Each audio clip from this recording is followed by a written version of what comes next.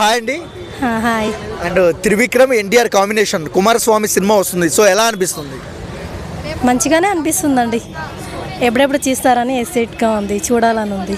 కుమారస్వామిగా ఎన్టీఆర్ ఎలా అనిపిస్తున్నారు అంటే అనిపిస్తారు?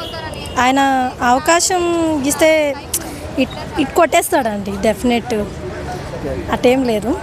ఆయన ఫ్లాప్ అయ్యే డైరెక్టర్కి కూడా అవకాశం ఇచ్చినా కూడా డెఫినెట్గా హిట్ అవుతుంది. పౌరాణికంలో ఎన్టీఆర్ బాగుంటాడా?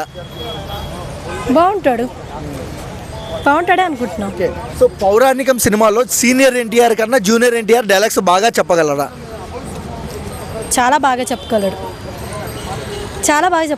సో యమదొంగ తర్వాత మనం చూడలేదు ఎన్టీఆర్ గారిని పౌరాణికంలో. సో ఈసారి చూడగలమా? చేస్తే చూడగలుగుతాము, చేయకపోతే చూడలేము కదా. యమదొంగలో అయితే ఆ గెటప్ చాలా సూపర్ ఉంది. మళ్ళీ కూడా ఆ గెటప్ వేస్తే బాగుంటుందని అనుకుంటున్నాను. సో అంటే ఎన్టీఆర్ దగ్గరికి ఫ్లాప్ డైరెక్టర్లు వస్తున్నారు. సో అంటే ఆచార్య తర్వాత కొర్రల శివ గారు, మన గుంటూరు గారు తర్వాత మన త్రివిక్రమ్ గారు, సో సర్దార్ గబ్బర్ సింగ్ తర్వాత అండ్ బాబీ గారు. సో ఎందుకు ఫ్లాప్ డైరెక్టర్లు వస్తున్నారు ఎన్టీఆర్ దగ్గరికి? వాళ్ళకి పైకి తీసుకొద్దామని ఎన్టీఆర్ అనుకుంటున్నాడు. సో అంటే ఇండస్ట్రీలో ఫ్లాప్ డైరెక్టర్లకు హిట్ ఇచ్చే హీరో అనుకోవచ్చా ఎన్టీఆర్? ఇప్పుడు ఆచార్య మొన్న ఫ్లాప్ అయింది, దేవరతో హిట్ కొట్టాడు. మరి ఆయన అనుకుంటే ఏదైనా సాధిస్తాడు. ఓకే, డైరెక్టర్ల హీరో అనుకోవచ్చా ఎన్టీఆర్? అనుకోవచ్చు.